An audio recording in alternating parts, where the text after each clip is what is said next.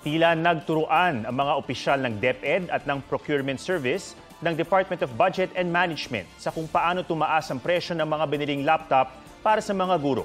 Mula sa estimated cost na mahigit 35,000 pesos, naging mahigit 58,000 pesos ang kada unit.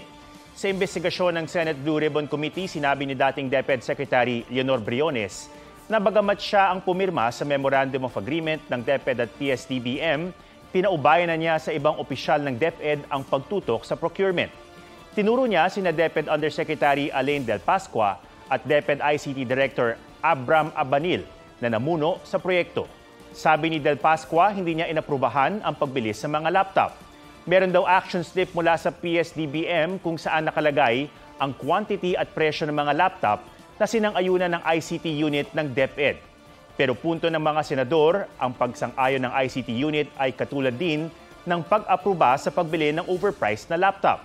Si Abanil, sinabing nagtiwala lang siya sa rekomendasyon ng Technical Working Group.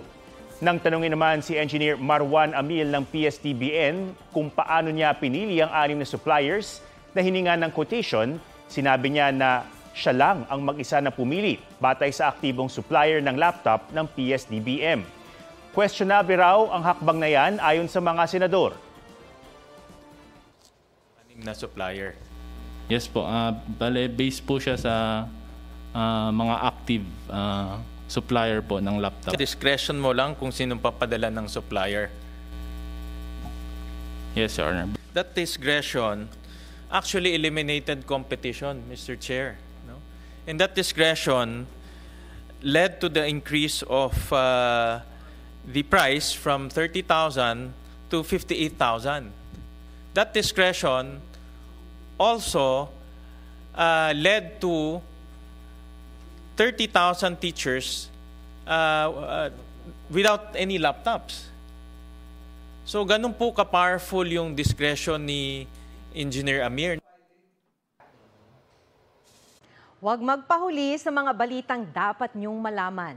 Maaaring mapanood ang State of the Nation at iba pang newscasts sa youtube.com/GMAnews. I-click lang ang subscribe button.